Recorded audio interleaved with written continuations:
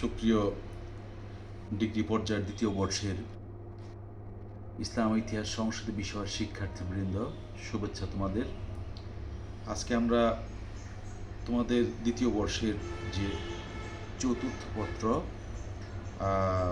সে ইসলাম ইতিহাস ও সংস্কৃতি চতুর্থ পত্রের একটি বিষয় শের শাহ, যিনি 1540 থেকে 1545 খ্রিস্টাব্দ পর্যন্ত ভারতবর্ষের শাসক ছিলেন, তার শাসন সংস্কার ও জনহিতকর কার্যাবলী এ বিষয়ের উপর আমরা সংক্ষিপ্ত আলোচনা করব। আমি আশরাফ হোসেন, সহকারী অধ্যাপক, ইসলাম ইতিহাস সংস্কৃতি বিভাগ, শ্রীনগর সরকারি কলেজ, শ্রীনগর, মুন্সিগঞ্জ। আমাদের আজকের আলোচনার শিক্ষণফল হচ্ছে, আজকের আলোচনার শেষে শিক্ষার্থীরা শের শাহের শাসন সংস্কার ও জনহিতকর কার্যাবলীর বিবরণ দিতে পারবে এবং সে আলোকে বাস্তব জীবনে পদক্ষেপ গ্রহণ করতে উদ্যোগী হবে। আমরা যে চিত্রটি দেখতে পাচ্ছি সেটা সুলতান শের শাহের, যিনি 1540 থেকে 1545 খ্রিস্টাব্দ সময়কালে ভারতের শাসক ছিলেন। তিনি ধূমকেতুর নেতার আবির্ভাব ঘটেছিল। তিনি ভারতের যে মুঘল শাসনকে ক্ষণিকের জন্য হলেও তিনি ছন্দপতন ঘটিয়েছিলেন।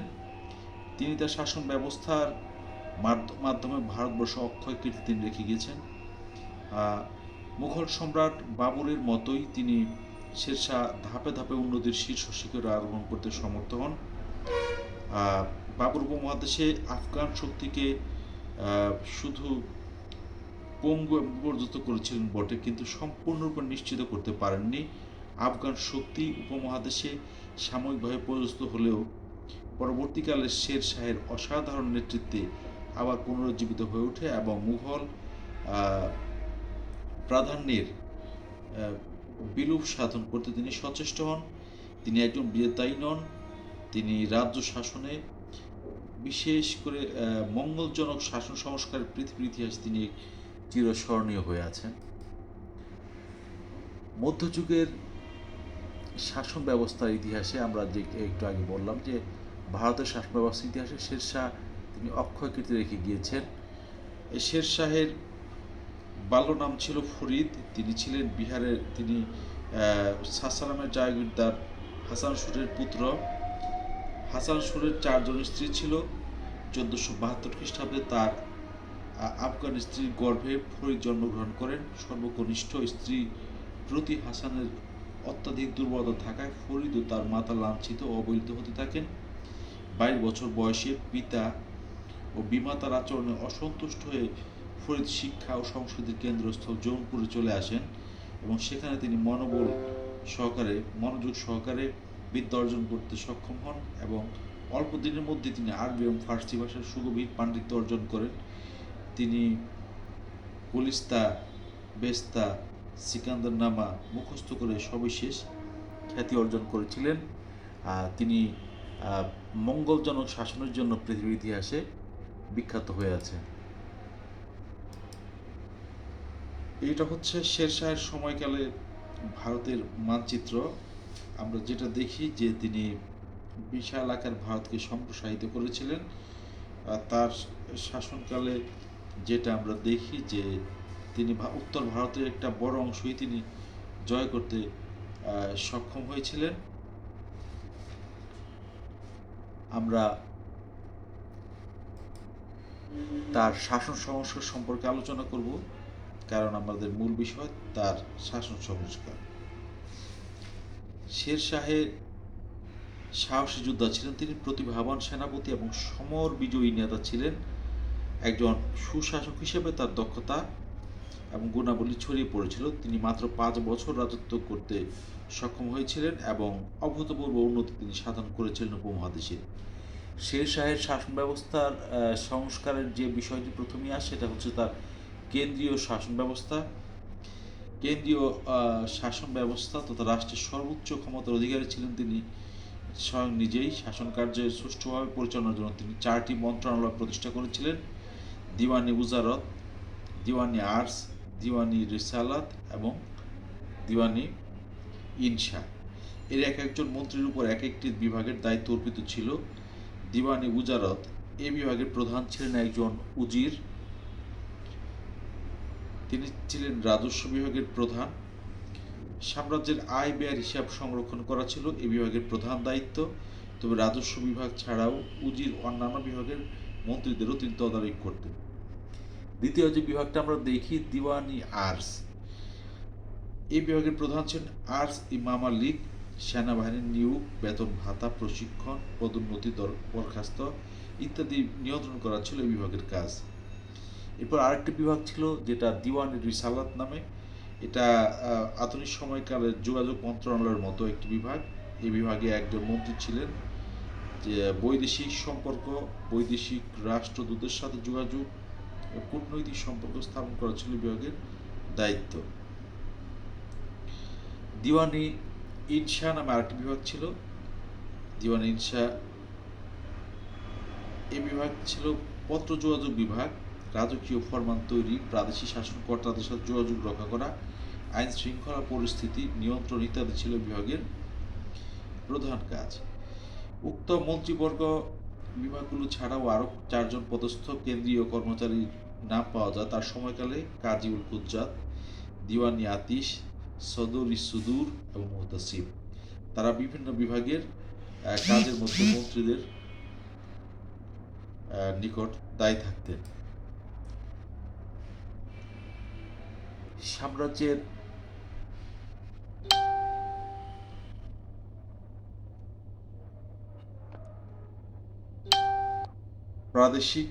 সাম্রাজ্যের যে প্রাদেশিক শাসন ব্যবস্থা, শের শাহের শাসন কার্যের জন্য সমগ্র সাম্রাজ্যকে 47টি সরকারে বিভক্ত করেছিলেন এবং শিকদারান, মুন্সিফান নামক দুজন উচ্চ পদস্থ কর্মচারীর উপর সরকারের শাসনভার ন্যস্ত থাকত। শিকদারের দায়িত্ব ছিল শান্তি শৃঙ্খলা বজায় রাখা ও বিদ্রোহ দমন করা। প্রধান মুন্সিফ বিচার কার্য সম্পাদন করতেন এবং আমিন নামক কর্মচারীদের কার্যের তত্ত্বাবধান করতেন।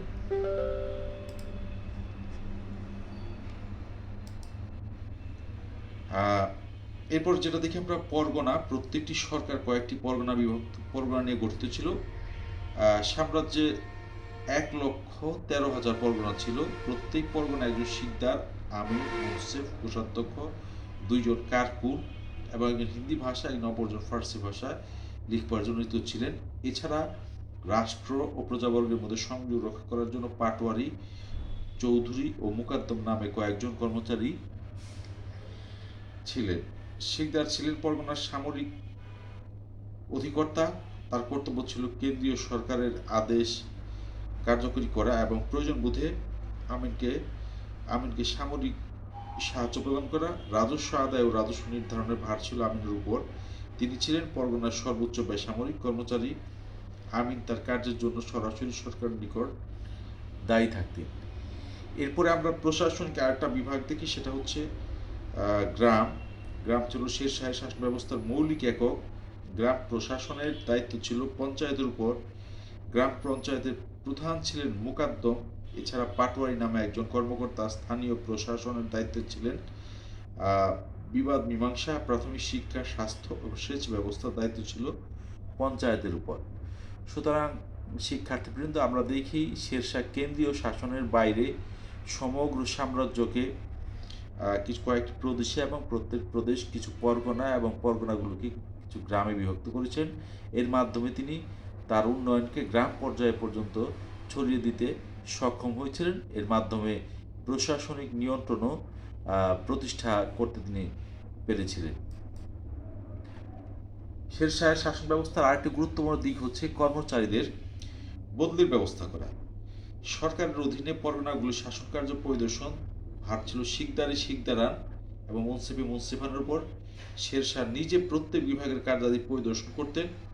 কোনো সরকারি কর্মচারী একই স্থানে দীর্ঘদিন অবস্থান করে যাতে আঞ্চলিক প্রভাবে প্রভাবান্বিত হতে না পারে, সেজন্য তিনি প্রতি 3 বছর পর পর তাদেরকে এক স্থান থেকে অন্য স্থানে বদলির ব্যবস্থা করেছিলেন।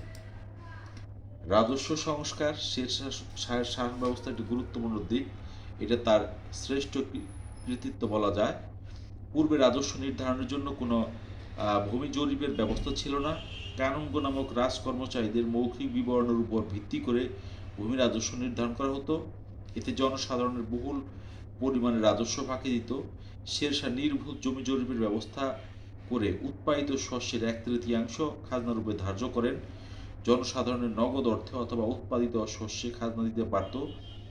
তিনি জমিকে 3 ভাগে বিভক্ত করেছিলেন: উর্বর, অপেক্ষাকৃত কম উর্বর এবং অনুর্বর। মোকাদ্দম, চৌধুরী, পাটোয়ারি, খুদ প্রভৃতি কর্মচারীদের মারফত রাজস্ব আদায়ের ব্যবস্থা ছিল। প্রজাগণ সরাসরি রাজকোষাগারে খাজনা জমা দিতে পারত। শেরশাহের ভূমি সংস্কারের ফলে তার রাজস্ব বহুগুণে বৃদ্ধি পেয়েছিল। রাজস্ব আয়ের উৎস আমরা যেটা দেখি: ভূমি রাজস্ব, গনিমত, জিজিয়া, বাণিজ্য শুল্ক, লবণ কর, উত্তরাধিকারবিহীন সম্পত্তি এবং উপহার ইত্যাদি। এগুলো ছিল তার রাজস্ব আয়ের উৎস। কবুলিয়ত ও পাট্রা, এই বিষয়টি শেরশাহ শাসন ব্যবস্থার একটি গুরুত্বপূর্ণ দিক যে তিনি কবুলিয়ত এবং পাট্রা ব্যবস্থা চালু করেছিলেন। কৃষকগণ তাদের অধিকার এবং দায়িত্ব বর্ণনা করে সরকারকে কবুলিয়ত নামক দলিল সম্পাদন করে দিত, আর সরকার পক্ষ থেকে জমির উপর জনগণের সত্ত্ব স্বীকার করে পাট্রা দেওয়া হতো। অর্থাৎ এখন থেকে জমির মালিকানা সরকার জনগণকে দিয়ে দিল পাট্রার মাধ্যমে, এবং কৃষকও তার দায়িত্ব বুঝে নিয়ে কবুলিয়ত নামক একটি দলিল সম্পাদন করে সরকারকে দিত। এর মাধ্যমে উভয়েরই জমি চাষাবাদের ক্ষেত্রে একটি দায়িত্ববোধ সৃষ্টি হলো, যার মাধ্যমে কৃষি জমিতে উৎপাদনের ক্ষেত্রে একটা বৈপ্লবিক পরিবর্তন সাধিত হলো। কোনো প্রাকৃতিক দুর্যোগে ফসল নষ্ট হলে কৃষকদেরকে রাজস্ব মকুব করা হতো, এমনকি প্রয়োজন বোধে তাদের ঋণদানের ব্যবস্থাও প্রচলিত ছিল। শুল্ক ও মুদ্রানীতির সংস্কার, ব্যবসা বাণিজ্য ও শিল্পের উন্নতির জন্য শেরশাহ আন্তঃপ্রাদেশিক শুল্ক উঠিয়ে দিয়েছিলেন। তার রাজত্বকালে মুদ্রানীতির সংস্কার সাধিত হয়। তিনি রৌপ্য মুদ্রার প্রচলন করেছিলেন, যা টঙ্কা বা টাকা নামে পরিচিত ছিল। রূপার দ্বারা তৈরি একটি রুপিয়া নামেও পরিচিত ছিল, এর ওজন ছিল 180 গ্রেনের মতো। এছাড়াও তিনি স্বর্ণ মুদ্রার প্রবর্তন করেছিলেন। সিকি, আধুলি, দোয়ানি প্রভৃতি শেরশাহের মুদ্রার প্রধান বৈশিষ্ট্য ছিল। স্মিথ এর মতে শেরশাহের রৌপ্য মুদ্রাই ব্রিটিশ ভারতের 1947 খ্রিস্টাব্দ পর্যন্ত বলবৎ ছিল। মুদ্রায় শেরশাহের নাম আরবিতে অঙ্কিত ছিল। যোগাযোগ ব্যবস্থার উন্নতির জন্য শেরশাহ সাম্রাজ্যের বিভিন্ন স্থানে বহু সুন্দর ও প্রশস্ত রাস্তা নির্মাণ করেছিলেন।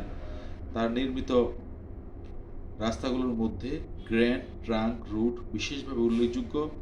রাস্তাটি পূর্ববঙ্গের সোনারগাঁ হতে একটানা সিন্ধু নদের তীর পর্যন্ত বিস্তৃত ছিল। ব্যবসা বাণিজ্যের সুবিধার জন্য তিনি গ্র্যান্ড ট্রাঙ্ক রুট ছাড়াও দিল্লি হতে যোধপুর এবং আগ্রা হতে বুরহানপুর পর্যন্ত বিস্তৃত রাস্তা নির্মাণ করেছিলেন। মানুষ ও পশু পাখির সুবিধার জন্য তিনি রাস্তার উভয় পার্শ্বে ছায়াদানকারী বৃক্ষরোপণ ও সরাইখানা স্থাপন করেছিলেন।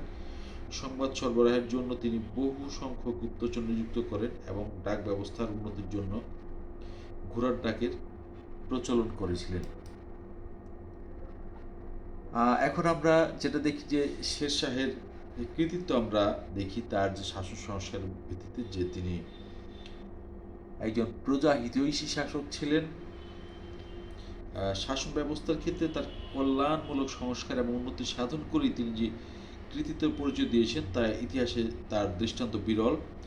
তাকে অনুসরণ করেই পরবর্তীকালে মুঘল সম্রাট আকবর অধিকতর সুন্দর এবং সুদক্ষ শাসন ব্যবস্থা কায়েম করতে সক্ষম হয়েছিলেন। শেরশাহের শাসন ব্যবস্থার মূল লক্ষ্য ছিল উপমহাদেশে হিন্দু মুসলিম রাজন্যবর্গের মধ্যে সম্পর্কের উন্নয়ন এবং সমন্বয় সাধন করা।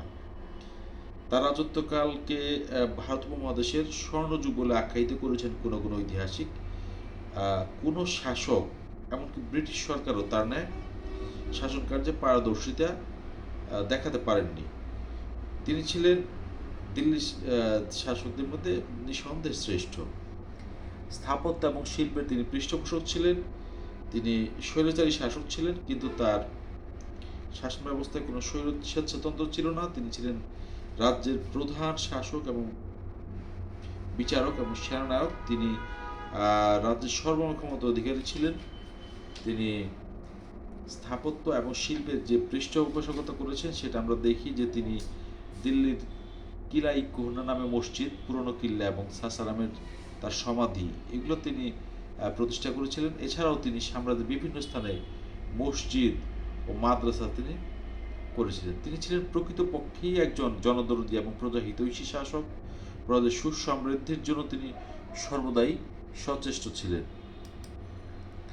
মূলত প্রজাদের মঙ্গল সাধন করে তার উদ্দেশ্য ছিল তার শাসন ব্যবস্থার সমগ্র বিষয়টি আলোচনা করলে আমরা এই বিষয়টাই দেখি, শত্রুর হাত থেকে প্রজাবর্গকে রক্ষা করা এবং তাদের নৈতিক, সামাজিক এবং মানসিক এবং আর্থিক উন্নয়নে সাহায্য করাই তিনি কর্তব্য মনে করতেন।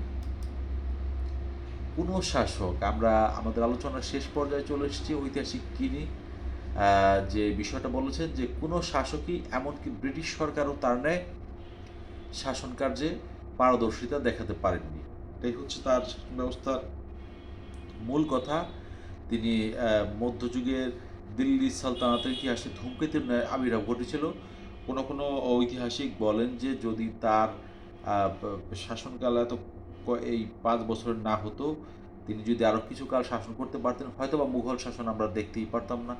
আমরা এই শের শাহের বংশের শাসনে আমরা পরবর্তী পর্যায়ে দেখতাম। তো সুলতান শের শাহকে আকবরের অগ্রদূত বলা যায়। নিঃসন্দেহে তিনি ভারতের শ্রেষ্ঠ শাসকদের অন্যতম ছিলেন। তোমাদেরকে ধন্যবাদ জানাই। আজকের আমাদের আলোচনা এ পর্যন্তই। তোমরা আজকে আলোচনার মাধ্যমে শের শাহ কে ছিলেন এবং তার শাসন যে বিভিন্ন সংস্কার সে বিষয়গুলো সম্পর্কে তোমাদের সাথে আলোকপাত করা হলো। তোমরা এই বিষয়ে অনুশীলন করবে এবং একটি পরীক্ষার জন্য প্রস্তুতি গ্রহণে সচেষ্ট থাকবে।